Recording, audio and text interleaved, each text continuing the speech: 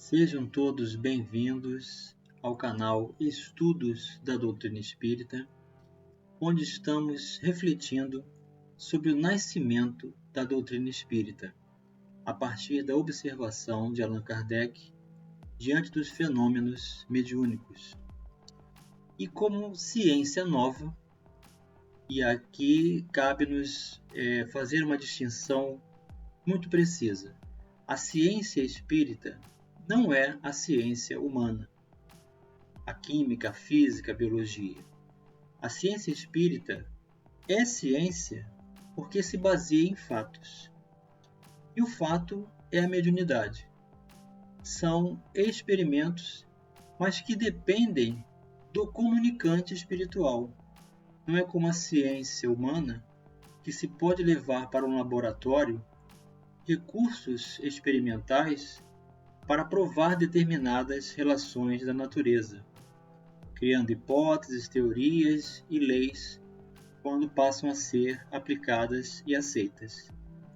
A doutrina espírita também é ciência, mas no aspecto da observação dos fatos que não podem ser repetidos e experimentados, porque envolve a individualidade do habitante do mundo espiritual. Nós precisamos do elemento espírito, a pessoa desencarnada, para realizar a conexão com o médium. E aí a observação desse fato, suas consequências morais, o proveito que se pode tirar desse concurso, das propriedades da imortalidade da alma, dos valores do espírito, é que torna o aspecto da doutrina ciência. E toda ciência nova acaba tendo repercussões contrárias. É o que Kardec vai abordar na continuidade da nossa introdução que você está acompanhando conosco. Vamos juntos lá. Introdução número 7. Para muita gente, a oposição das corporações científicas constitui senão uma prova, pelo menos forte presunção contra o que quer que seja. Não somos dos que se insurgem contra os sábios, pois não queremos dar aso a que nos digam que esculceamos. Aqui significa se opor grosseiramente. Não é o caso.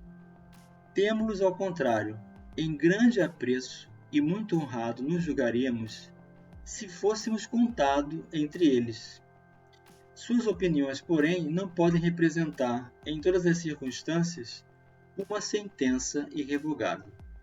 Então, Allan Kardec está contando aqui da condição de que ele passou pessoalmente. Foi muito perseguido, porque ele era membro de associação da ciência, comunidade científica, e foi rejeitado pelos seus amigos que não sequer quiseram abordar da sua proposta de investigação dos valores do espírito, por conta do materialismo. Desde que a ciência sai da observação material dos fatos, em se tratando de os apreciar e explicar, o campo está aberto a conjecturas.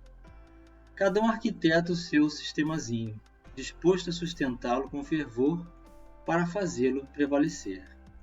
Aqui está falando do orgulho, da vaidade pessoal, de que cada um quer ser o dono da verdade e apresentar seus argumentos para sobrepor as ideias opostas. Não vemos todos os dias as mais opostas opiniões serem alternativamente preconizadas e rejeitadas, ora repelidas como erros absurdos, para logo depois aparecerem proclamadas como verdades incontestáveis? Os fatos. Eis o verdadeiro critério dos nossos juízos. O argumento sem réplica. Na ausência dos fatos, a dúvida se justifica no homem ponderado. Então, o que Kardec está explicando para nós? Que ele não está trazendo a sua opinião. Ele não está confeccionando valores novos em função da sua experiência. Ele está abordando um recurso que apresenta-se como fato através da imortalidade da alma, os espíritos se comunicando. E, como consequência, um resultado teórico de apresentação de valores, e estão sendo observados. Eis a proposta científica. E que os cientistas humanos, as ciências terrenas, com seus representantes, vão apresentar objeções. Mas a convicção de Kardec é tamanha, o seu exemplo de segurança pessoal é tão grande, que ele não entra em debates públicos. Ele não se propõe a ir a público para defender valores, para discutir, para argumentar. Ele se propõe a nos instruir, através da literatura, nos trazer os recursos de entendimento para aquele que desejar aceitar o convite das reflexões do resultado desses fatos, nessa abordagem científica, assim se disponham. Então, sem constranger, sem brigar, sem realizar alarde, ele nos oferece recursos valiosos para que nós, usando a inteligência, a razão, possamos fazer essas distinções por nós mesmos. Daí ele continua. Com relação às coisas notórias, a opinião dos sábios é com toda razão fidedigna, porquanto eles sabem mais e melhor do que o vulgo. Mas no tocante a princípios novos, a coisas desconhecidas, essa opinião quase nunca é mais do que hipotética. Por isso que eles não se acham menos que os outros, sujeitos a preconceitos. Direi mesmo que o sábio tem mais prejuízos que qualquer outro, porque uma propensão natural o leva a subordinar tudo ao ponto de vista de onde mais aprofundou seus conhecimentos. O matemático não vê prova senão numa demonstração algébrica. O químico refere tudo à ação dos elementos. Aquele que se fez especialista prende todas as suas ideias à especialidade que adotou. Tirai-o daí e o vereis quase sempre desarrazoar, por querer submeter tudo ao mesmo cadinho, ou seja, tudo ao mesmo âmbito. Reagir de forma agressiva, porque em função da sua própria experiência não enxerga outro valor. Consequência da fraqueza humana. Assim, pois, consultarei do melhor grado e com maior confiança um químico sobre uma questão de análise, um físico sobre a potência elétrica, um mecânico sobre uma força motriz, ou seja, cada um no seu âmbito. Hão de eles, porém, permitir-me, sem que isso afete a estima a que lhes dá direito, o seu saber especial, que eu não tenha em melhor conta suas opiniões negativas acerca do espiritismo, do que o parecer de um arquiteto sobre uma questão de música. Então veja o raciocínio lógico apresentado pelo professor Hippolyte Léon Denisard Rivaio ou Allan Kardec. Cada um pode falar da sua própria experiência, com muito apreço, com uma grande contribuição. Mas quando se trata de algo novo, raros são aqueles que se predispõem a aprender, a se colocar humildemente na condição de limitação com relação àquele novo aspecto. Então falta-nos essa humildade, essa postura de aprendizes. E esta é uma das condições que nós mesmos criamos para nós para o aprendizado novo. Nós vamos buscar a doutrina espírita, vamos buscar o Evangelho, mas calcado na própria experiência, nos próprios valores, e então não conseguimos nos colocar na predisposição do novo, porque já vamos com essa condição de querer ver no texto as explicações das nossas próprias conclusões antecipadas. Não conseguimos aprender mais nada. Então é preciso se colocar como aprendiz, como aquele que deseja conhecer o novo. É isso que Allan Kardec está nos convidando a reconsiderar. Ele continua. As ciências ordinárias assentam nas propriedades da matéria, que se pode experimentar e manipular livremente. Os fenômenos espíritas repousam na ação de inteligências dotadas de vontade própria e que nos provam a cada instante não se acharem subordinadas aos nossos caprichos. Sim, porque são pessoas. As pessoas têm vontade. As pessoas têm momento para se dispor a realizar algo. Então não é como a matéria que vai ser manipulada e estruturada no recurso de laboratório e vai obedecer às nossas diretrizes. É preciso que haja concessão íntima e pessoal de quem vai se comunicar. Essa que é a diferença. As observações não podem, portanto, ser feitas da mesma forma. Requerem condições especiais e outro ponto de partida. Querer submetê-las aos processos comuns de investigação é estabelecer analogias que não existem. A ciência propriamente dita é, pois, como ciência, incompetente para se pronunciar na questão do espiritismo. Não tem que se ocupar com isso e qualquer que seja o seu julgamento, favorável ou não, nenhum peso poderá ter. O espiritismo é o resultado de uma convicção pessoal que os sábios, como indivíduos, podem adquirir. A abstração feita da qualidade de sábios. Pretende deferir a questão à ciência equivaleria a querer que a existência ou não da alma fosse decidida por uma assembleia de físicos ou de astrônomos. Com efeito, o espiritismo está todo na existência da alma e no seu estado depois da morte. Ora, é soberanamente ilógico imaginar-se que um homem deva ser grande psicologista porque é eminente matemático ou notável anatomista. Dissecando o corpo humano, o anatomista procura a alma, e porque não a encontra debaixo do seu escalpelo, como encontra um nervo, ou porque não vê evolar-se como um gás, conclui que ela não existe. Colocado num ponto de vista exclusivamente material, segue-se que tenha razão contra a opinião universal? Não. Vede, portanto, que o espiritismo não é da alçada da ciência.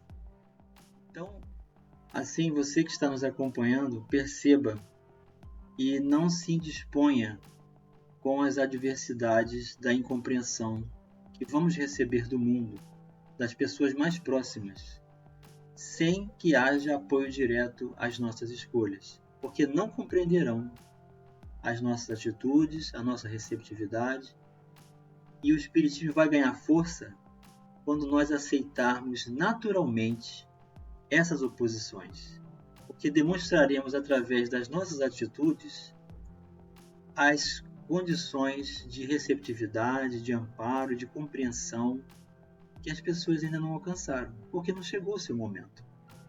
Então a ciência combate até mesmo as descobertas mais notórias que hoje temos como uso prático para a vida.